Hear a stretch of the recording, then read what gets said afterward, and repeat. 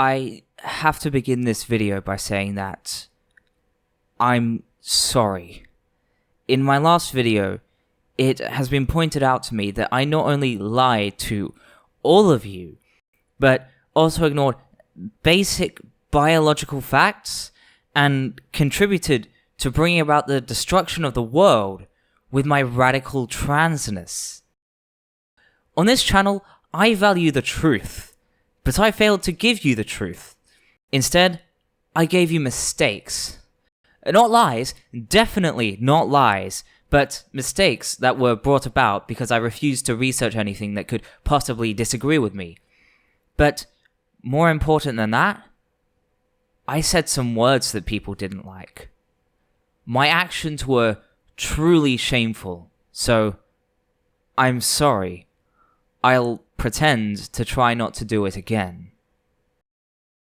With that said, here's an obnoxious video on why the people who pointed out my errors are even worse than me, and I was right all along. So, Woodford's video, unsurprisingly, is just more of the same. His apology is only the tip of the iceberg, but let's run through it anyway, because it's important for us to understand the difference between a real apology and a fake one, especially given that we're probably in for more of them in the future. So let's begin by delving into my mistakes. As said within my previous video, I personally believe that my most impactful blunders were not actually my intellectual mistakes, which I'll cover shortly, but rather my tone, narrative, and sheer lack of sensitivity. Of which, the most prominent example that people have pointed out, and one that I entirely acknowledge, is the clip that I showed of Joe Rogan commenting on Laurel Hubbard. Within that moment, Joe was extremely insensitive, and by endorsing it, I was too, and I am genuinely sorry for that. In fact, let me make something as clear as I possibly can. While I very much believed, and still believe, that there's a discussion to be had about the fairness of allowing women who have experienced male puberty to compete against women who haven't, Laurel is a woman. Period. Another major mistake that I made in relation to tone is my whole narrative. Many have pointed out that by me saying such things as, and so here we have a very real example of a young, talented woman losing a potential scholarship and career due to this issue. I painted a picture of trans women essentially stealing competitions from non-trans women, and you're absolutely right. I really dropped the ball here, and I will do my utmost best not to make this mistake again. In fact, going forward, I'll be very conscious of my narrative and language altogether, as such a sensitive topic requires nothing less.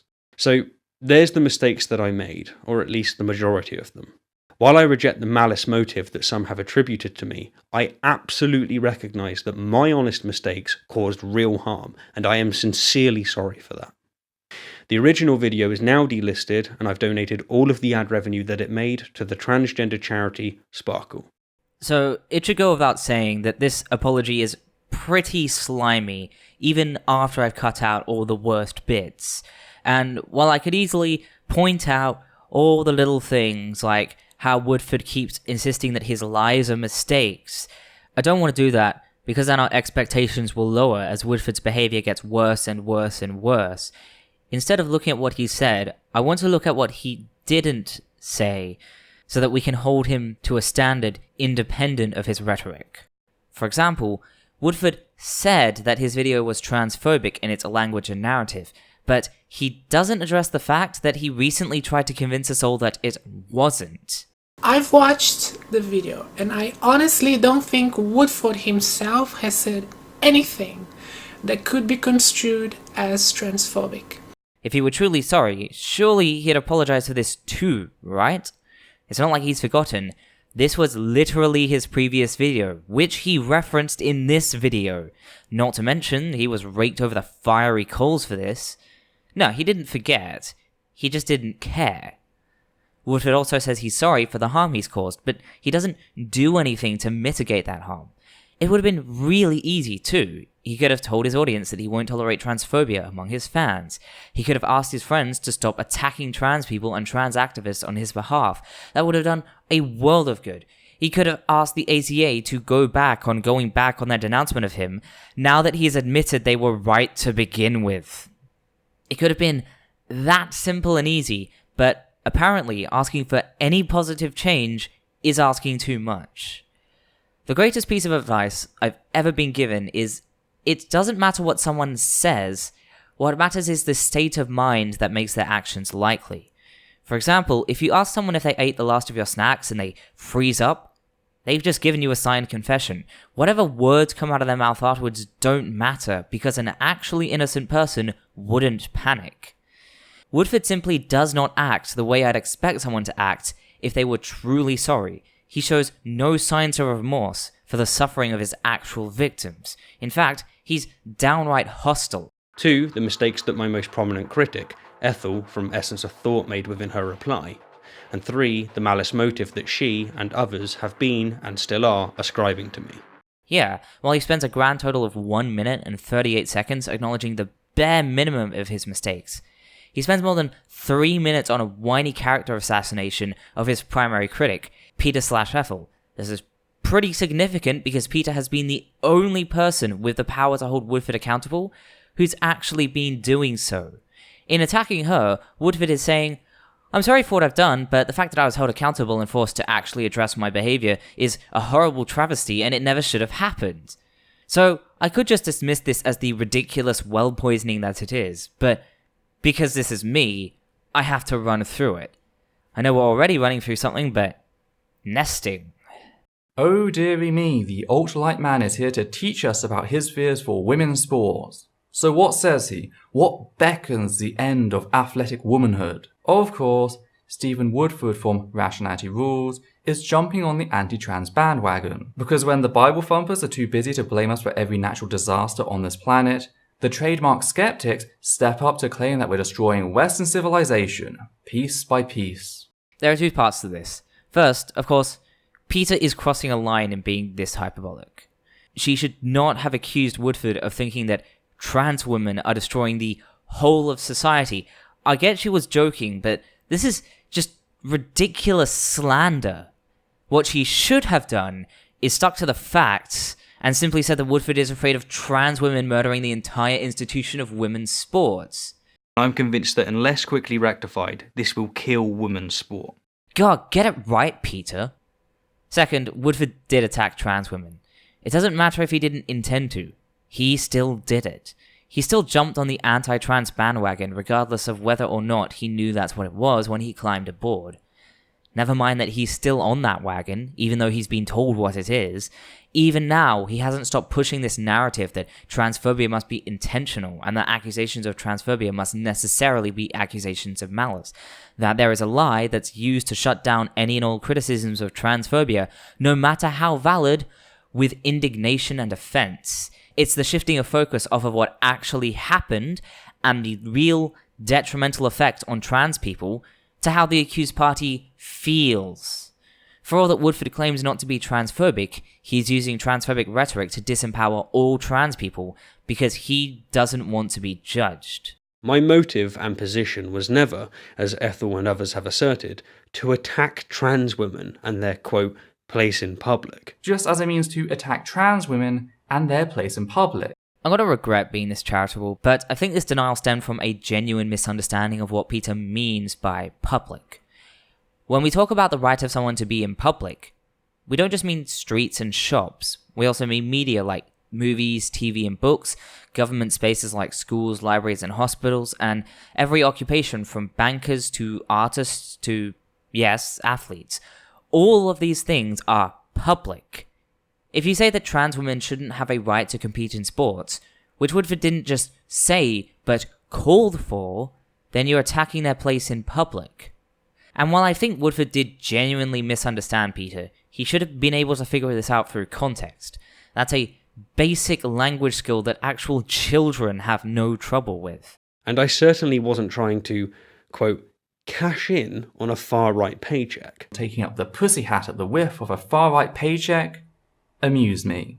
Peter was criticizing the hypocrisy of people who are silent on and apathetic towards women's issues unless and until those issues can be used against a minority group like trans women, or lesbians, or Muslims. Oh, funny that the only other video Woodford has produced discussing women's issues was used to attack Muslims. So what's the problem? Peter was right. For Woodford, women's rights are just a weapon, not something valuable in and of themselves. Jeez, that's actually really sad now that I've said it out loud.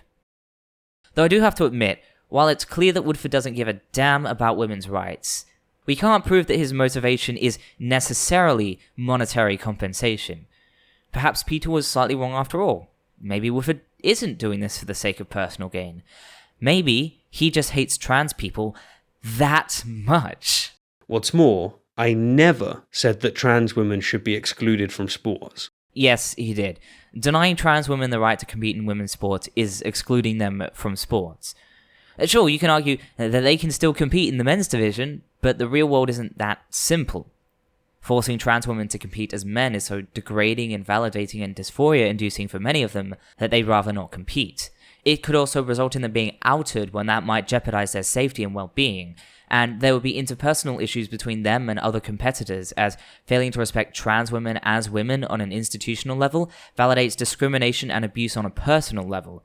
In addition to that, even Woodford admits that post-HRT trans women are weaker than men. They'd be at a significant disadvantage. It's the same issue all over again, except actually real this time. Even if he technically wasn't calling for them to be excluded from all sports, what he was calling for would still result in them being all but completely excluded. I never called for the removal of trans rights. Yes, he did. See above. I didn't blur any critical information in my ACA video. Woodford is actually right this time.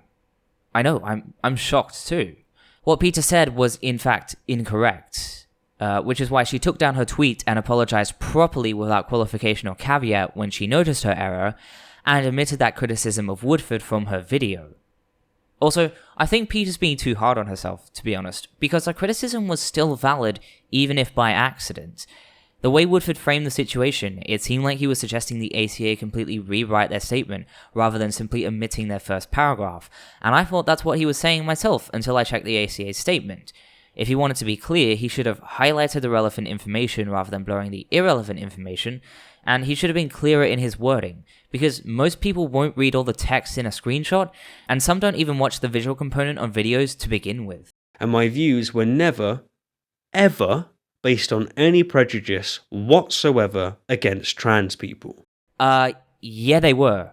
If you don't believe me, you can watch the first half of my previous video where I cover all the transphobic trappings of Woodford's video in painstaking detail. Or you can just watch his apology from a few minutes ago where he admits himself that his video was transphobic. Apparently, this is news to people, but transphobia is prejudice by definition. Oh, that's a pretty good reason not to think his apology was genuine, because he couldn't even go 5 minutes without contradicting himself. So that was Woodford's apology. To say all of this shit casts doubt on his intentions would be an understatement on the same level as calling the Westboro Baptist Church a tad homophobic.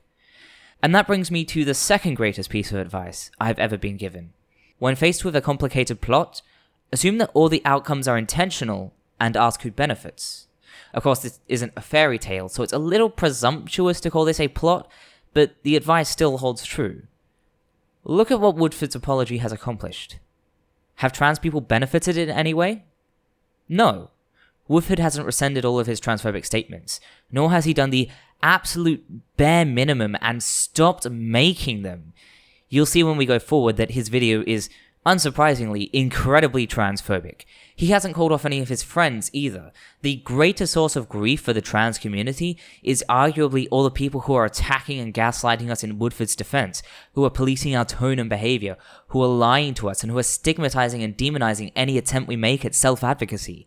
If Woodford would just tell everyone to stand down, that would do so much good for us. But he hasn't. Woodford also hasn't stopped creating, endorsing, and spreading factual misinformation about trans people. He hasn't even made a sincere effort to stop doing the thing that got him into this mess in the first place. In short, not only has he failed to improve conditions for the trans community in any tangible way, but he hasn't even stopped making things worse for us. His behavior hasn't changed in the slightest. Has he made anyone aware of his mistakes? No. By the time he got round to making a sincere-sounding apology, his errors were beyond common knowledge. If anyone is hearing about any of these errors from him, they must be so insular as to actively avoid the entirety of Twitter and the rest of YouTube. As well as that, he doesn't address most of what he's being called out on, and he doesn't admit to anything he hasn't been called out on either. Whatever he's accomplished here, it's not enlightening people about his actions and mistakes. So his apology hasn't worked as an acknowledgement of wrongs or a promise of positive action and change, even though those are the two things an apology is for. Whatever he's done, none of it has benefited us in any way. But imagine that a trans person accuses Woodford of still being transphobic. If that were to happen, then a lot of people, perhaps Woodford himself, would point to that little section of video where Woodford explicitly says that he was transphobic and he's sorry and he won't do it again. Given that Woodford and his ilk were doing that anyway before they had a little section of video to point to, it's a possibility is all I'm saying. And anyone who accuses of Woodford of trying to weasel out of accountability again will get his humble apology pointed out to them. It doesn't matter that Woodford immediately goes back on it. It doesn't matter that it was never genuine to begin with, because a lot of people don't understand how someone can admit to their wrongdoings, yet still escape accountability. In other words, Woodford is untouchable. Of course, I can't prove this was all intentional, but I'm not trying to. I only think it's suspect that the only one who benefits from Woodford's apology is Woodford himself. At best, this makes Woodford so inept that his apologies accomplish the exact opposite of what they're supposed to. At worst, it makes him a malicious bastard. And somewhere in between, we have someone who's simply selfish and cowardly. I'll leave it up to you to decide what's more likely, but either way, you have to agree that this apology is absolutely unacceptable. Anyway, I've had my fun. I'll dive into the meat of the video soon, but before we get started, I just need to point out that Woodford does this annoying thing where he'll make an argument, but he won't follow up with a conclusion. Like, he'll say that trans women could conceivably cheat in this one particular way, but instead of doing the semi-sensible thing and suggesting that we introduce ways to test for and prevent that cheating, he'll just leave the argument hanging. So, I'm going to assume that his conclusion every time is, therefore we need to ban trans women from sports because, well, we all know that's what his audience is thinking. Anyway, let's finally get to the arguments. So the first of Ethel's objections that I'd like to respond to refers to the fact that trans women don't always win. What's interesting about the Rachel McKinnon case is the fact that the person responsible for attacking her, Wagner Asali, who came third, beat McKinnon in 10 out of 12 previous events. And not only did Asili fail to raise issue during those times, but apparently those 10 times can be ignored since McKinnon won the 2018 UCI Track Championship. The implication here being that a trans woman competing isn't a problem, just so long as she never wins. Ethel went on to make the same point about Laurel Hubbard. Whilst Hubbard holds the snatch record, she does not hold the clean and jerk record or the total record for her category. And also in regards to Hannah Mounsey. Also, she's been on the losing team before, so it's not like her presence guarantees victory. Now, the problem with this objection is that it completely misses the point. If one has an unfair advantage but loses, they still had an unfair advantage. So, Woodford is just lying in claiming that Peter missed the point about unfair advantages. Sure, if you want to be more generous than anyone deserves, it could be argued that Woodford does hint at an argument like that in his video, but so very subtly that no one could possibly be expected to realize that was the argument. Also, it would have had to be at the end when he was citing Joe Rogan, but Peter was responding to something at the beginning of Woodford's video. Woodford has an issue with this whole time thing. What Peter was actually responding to was Woodford's examples of trans women who were murdering women's sports by, existing. Call me crazy, but I think demonstrating that those women have in fact lost before is a pretty good refutation of Woodford's non-argument. If one has an unfair advantage but loses, they still had an unfair advantage. Fairness, which is the foundation of sports and athletics, isn't about who crosses the line first. It's about ensuring that all participants spring from the same starting block. If I ran a marathon against Mo Farah and was given a 30-minute advantage, he'd still easily beat me, but I'd still have had a significant unfair advantage. So he's shifting the goalposts. That's the official term for pretending your shitty argument was actually a different shitty argument this whole time in a hollow attempt to convince people you were right all along. Before, his issue with trans women competing was the fear that they'd outcompete cis women.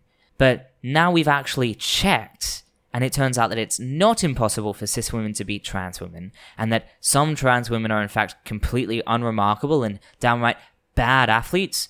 Well, suddenly he's not so concerned about who's going to win, and competition records just aren't good enough anymore.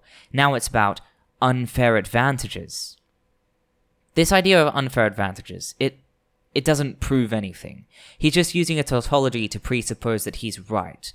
For example, I could say, if you had a penguin, yet still lose. The fact remains that you had a penguin. Checkmate, you return that penguin to the wild, you monster. And I don't mean to slight the syllogism here. I like logic, but this concept of an unfair advantage wasn't a genuine attempt at reasoning. It's not like he was pointing out a possible flaw in a proposed argument in order to get to the truth. He was attempting to poke holes in a counter-argument so that he didn't have to admit that he was wrong. Just to demonstrate how significant this difference is, imagine two scenarios. Imagine I say, horses don't exist, no one's ever seen one. And you show me pictures, and I say, pictures can be faked. That argument isn't exactly good to begin with, but, I might have a point. But now imagine I say, horses don't exist, there are no pictures. And then you show me pictures, and I say, pictures can be faked. One of those arguments is clearly much more dishonest than the other. If I wasn't going to be convinced by pictures, I shouldn't have brought them up. I can't have it both ways. Either pictures are evidence, or they're not. But to take this seriously for a moment, yes, I do have to admit that if someone has an unfair advantage, then they must indeed have an unfair advantage. But that leaves the question of whether they have a demonstrable and unfair advantage. And, more importantly, what the hell that would even mean in this context? Sport is built on this idea of biological diversity conferring unfair advantages. There's a reason not everyone can become a professional athlete. So, what justification do we have for saying that one biological advantage is allowed while another isn't, when that's the whole point? I admit we do that in sport. We agree that some biological advantages, like the artificial enhancement of steroids, or being able-bodied compared to a disabled athlete, are unfair, but both of those distinctions are very clear-cut. We can tell the difference between someone who's missing a part of their limb and someone who's not. We can see if someone's hormone levels have suddenly spiked to superhuman levels, and the unfairness in both of those cases is obvious. But sex is a complicated spectrum with many interdependent factors influencing it, and a lot of variance from person to person. Not even cis female athletes are entirely female, because no one is entirely female or entirely male. So the idea of excluding trans female athletes for their male traits is nonsensical. And how do we even know how much of any particular attribute, like height, is the result of male puberty anyway? Because genetic and environmental factors also play a role. How do we tell the difference? It's not like we can compare someone to their clone from an alternate universe who didn't go through male puberty. Furthermore, competition records aren't just a record of who won and who lost. They're a holistic representation of someone's ability. So how can anyone argue that competition records aren't a form of evidence of biological advantages, or the lack thereof? You can argue, if you want, that the trans female skeleton is shaped in such a way as to confer an advantage, but if trans women aren't actually performing better than cis women on average, then how can that argument actually hold up? What's the difference between differences that confer an advantage and differences that are merely different, if not the effect on performance? Woodford doesn't answer any of these questions, and until he does, I'm going to treat this argument with the same level of respect and seriousness that I treat the assertion, if a god exists, then despite any and all evidence to the contrary, a god must exist. Also, remember how, in his original video, he had a really bad analogy? Well, he's got another one, because nothing can ever change. You know why being given a half-hour head start is universally and unequivocally considered unfair in sport, while biological differences aren't, Steve? It's because a head start means you and your opponent are performing a different task, you idiot. And this brings us comfortably to the burden of proof and where exactly it lies. Woodford needs to do 3 things. First, he needs to show which of these traits survive the HRT process and to which degree. Second, he needs to demonstrate superior performance on part of trans women on HRT. Third, he needs to demonstrate a causal relation leading from point 1 to point 2. Without that, he has nothing. Actually, no. The burden of proof is on you, us, and here's why.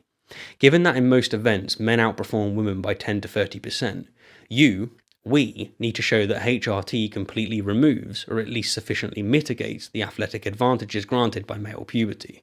And until we do that, we are not justified in claiming that fairness has been achieved. Actually, no. The burden of proof is not on us. Have you ever heard the phrase innocent until proven guilty? I really hope that all of you have. Under normal, non-prejudiced circumstances, we don't persecute or punish people without a reason. We don't remove people's rights without a justification. No one is claiming that we know for a fact that it's fair for trans women to compete with cis women, because we don't have to. We can only take the right of trans women to compete if we have a reasonable justification, and simple uncertainty isn't a reasonable justification. We can't even lock up a potential murderer based on uncertainty, so we sure as hell can't take rights from an entire demographic. And you know what? That's good, because anyone can make any baseless assertion about anyone else at any time, including assertions that can't be disproven. For example, a scraggly Brit could make the assertion that trans women have biological advantages that, we can't see any actual evidence of, but they're there, trust me. If we use this faulty logic for everyone and not just trans people, then all it would take is for me to say, actually, what if it's cis women who have an unfair advantage over trans women? And then we'd have to do this whole ridiculous song and dance again, just the other way around. Also, speaking of baseless assertions, I know for a fact that Woodford has unfairly competed in women's sports himself. Yeah, and he didn't even have the decency to take estrogen for a year beforehand. What's that? You want evidence? Oh no. No. I'm afraid the burden of proof is on Woodford. He has to present proof that he hasn't been competing with women in sport, and if he doesn't do that, then that's fine. But I'm not going to accept the burden of proof that he's trying to force onto me and mine. Woodford isn't some special boy who gets his own extra special set of rules. It's one rule for both of us, or no rule at all. Miller beat Seoul by 0.37 seconds, yet Miller's own time was still 0.35 seconds slower than the current women's record, which stands at 6.65 seconds. Does that then mean that cis women have clear advantage over trans women? This criticism, of course, relates to trans women not always winning, and it suffers from all the same flaws. Yeah, the same flaws that he just made up because he's transphobic. Also, this isn't the same argument. Do you think a rationalist would notice that? It's actually more objective.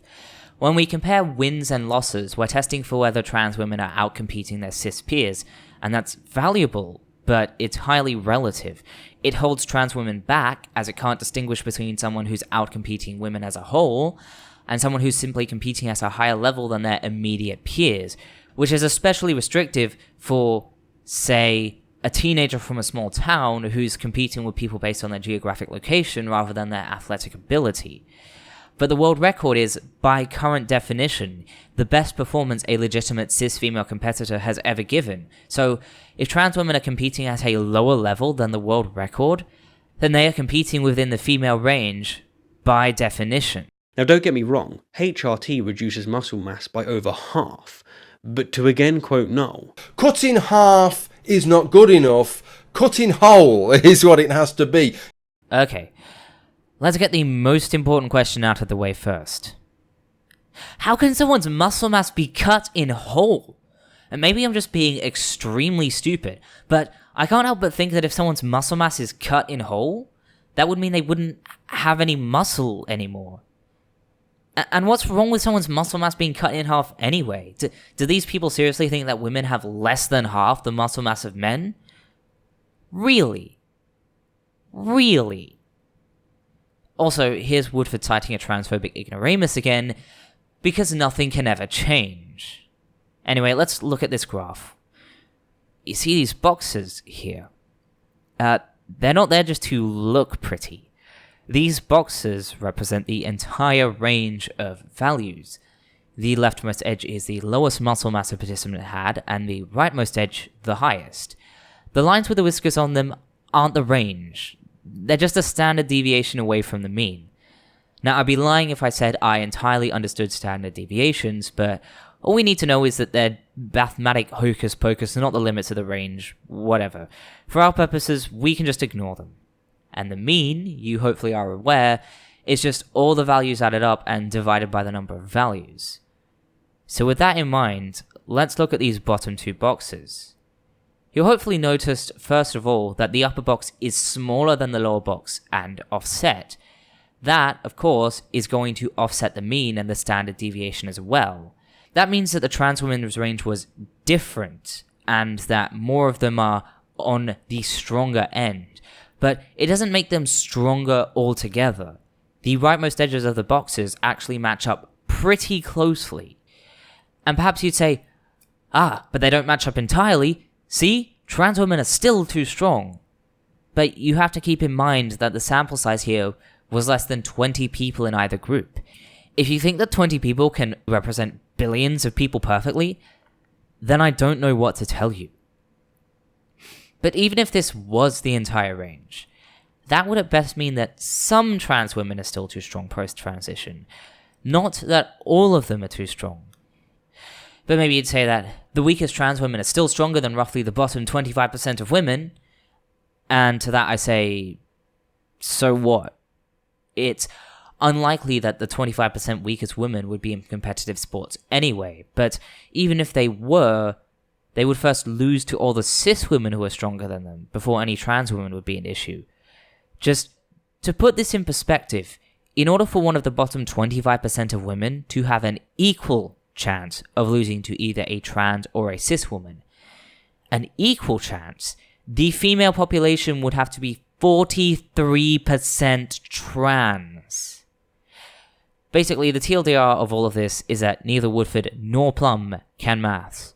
Or read, apparently, because this graph has instructions for how to read it down the bottom that specifically say that the whiskers are the standard deviation and the boxes represent the range. Oh boy. A cis boy, of course. We don't want to make Woodford compete against an unfair opponent. So now I'd like to respond to the most frequent criticism that I've received, that being that trans women have been able to compete since 2004, and yet they haven't come to dominate. Ethel and many others see this as strong evidence for trans women not having an advantage whatsoever. Peter wasn't even addressing trans women's alleged advantages, because that wasn't the discussion that was being had at the time. That's what I meant when I said that Woodford didn't understand this whole time thing. What Woodford seems incapable of comprehending is that Peter can only respond to Woodford's arguments as they were, not as they are now. Originally, Woodford was fear-mongering about trans women being so highly athletic that cis women couldn't hope to compete, so that's what Peter debunked. I really wish these transphobes would stop trying to retcon their shitty arguments. You can just admit that you were wrong and make a new argument. It's fine. Yes, trans athletes have been able to compete since 2004, but up until 2015, and effectively 2016, the rules were drastically different. Until 2015, trans women had to 1. Be legally recognised as a woman, which of course was near impossible for those living in countries in which changing one's gender is illegal. 2. They had to have undergone gender reassignment surgery, which is to say they had to have removed their testicles. And 3. They had to have received appropriate hormone therapy for at least 2 years. Now this might not sound like a huge change from today's rules of 1. Non-legally identifying as a woman, and 2. Having testosterone levels below 10 nanomoles per litre for 12 months, but it is. But it's not. While these details do technically change the situation, they don't actually debunk our conclusions. even if we assume allowing trans women to keep their gonads actually matters, which remains to be seen. Before, it was after 15 years of trans women being allowed to compete in the women's division of the Olympics, we've seen a marked lack of trans women dominating. Now, it's after 11 years of trans women from some countries being allowed to compete in the women's division of the Olympics, we've seen a marked lack of trans women dominating.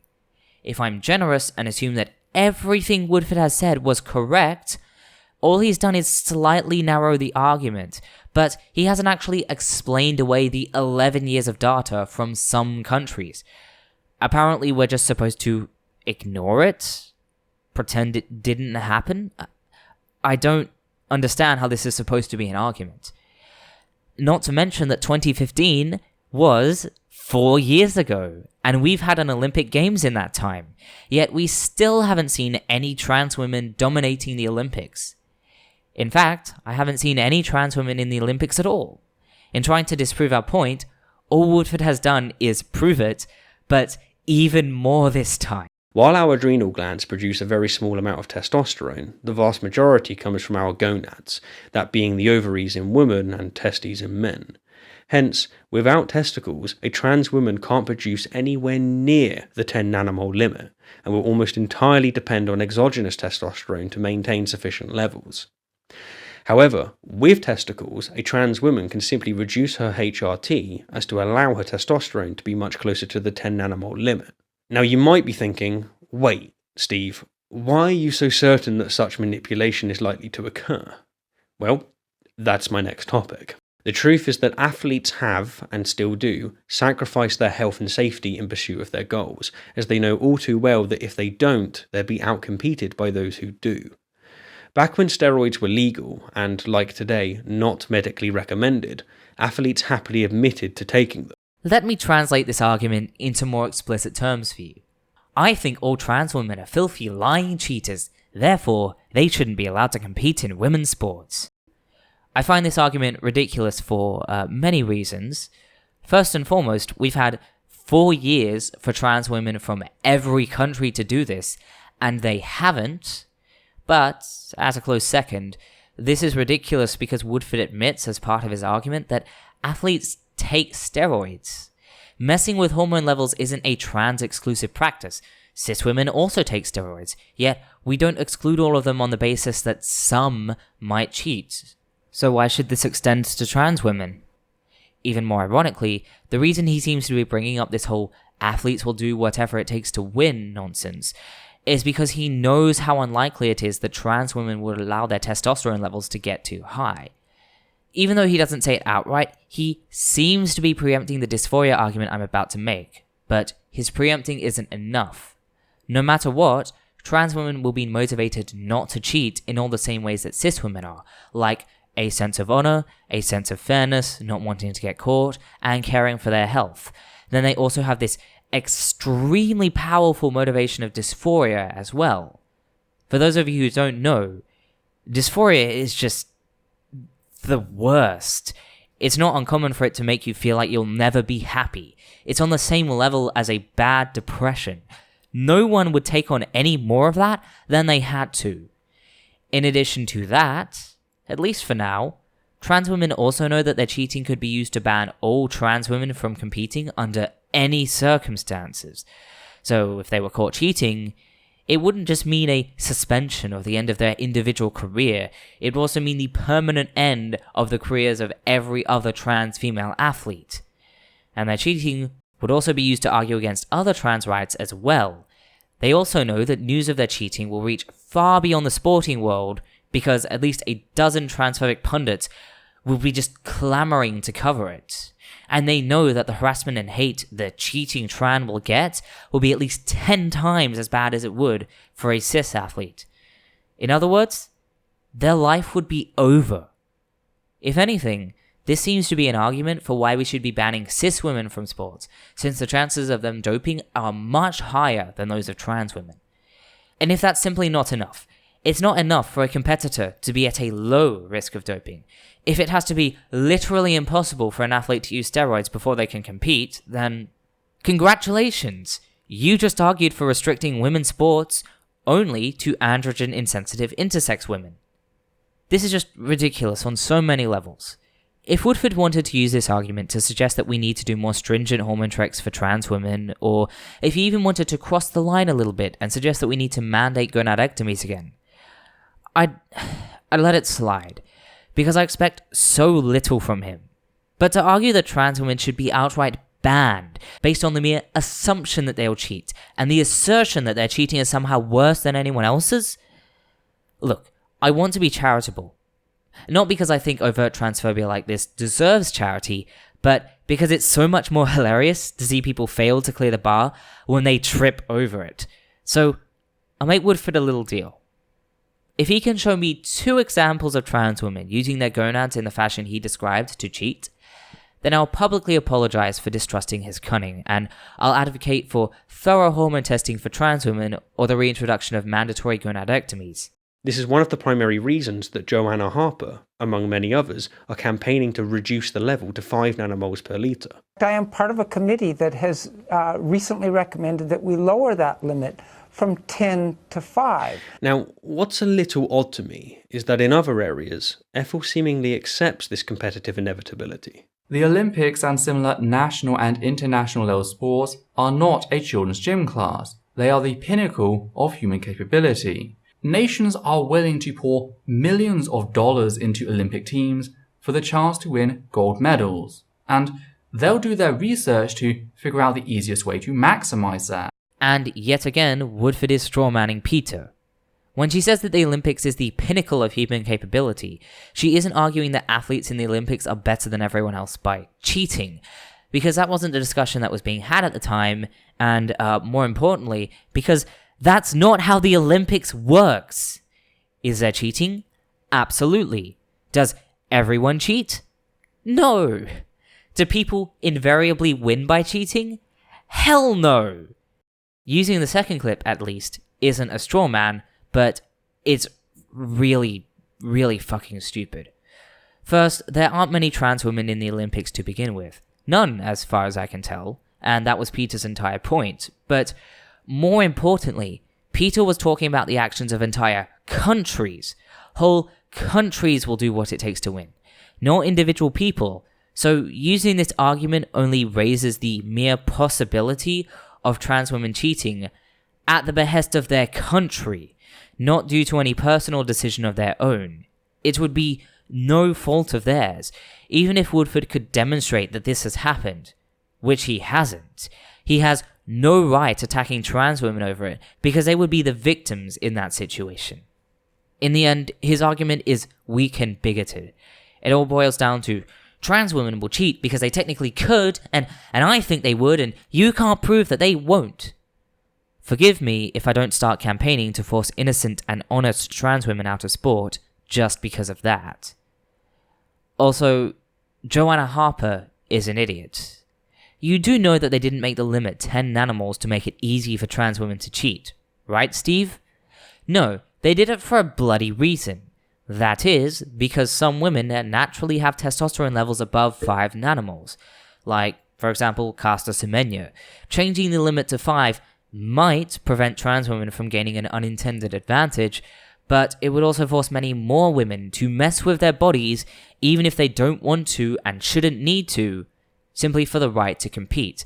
Such a restriction doesn't just serve to punish intersex female athletes either. It also means restricting our ideas of what a woman can be. It's the pathologizing of strength, diversity, and athletic ability among women, and that harms all women, not just the specific women who are targeted. Woodford claims to be doing all this for the sake of women, but this is misogyny. The next objection I'd like to address relates to men typically having larger bodies than... Let me just stop you there. While it's true that cis women don't tend to be large, that doesn't mean they can never be large. And while it's true that trans women who transition post-puberty don't tend to be small, that doesn't mean they can never be small. Maria Sharapova is a cis woman, but she's 6'2", and Margot Didek, also a cis woman, is 7'2". On the other hand, Fallon Fox is only 5'7", and this other lady whose name I cannot pronounce is 5'9". They're a little taller than average for cis women, but they're not that tall, and they're certainly shorter than Maria and Margot. Also, for what it's worth, which I admit isn't much, this person claims to be a trans woman and only 5'4", and I've personally met a trans woman who couldn't have been any taller than 5'5". So there are even trans women who are average cis female height. But you might be thinking, Woodford wasn't just talking about height, he was talking about width as well. Checkmate, S-Jews. But, there are wide women, too. Biology is really fucking diverse.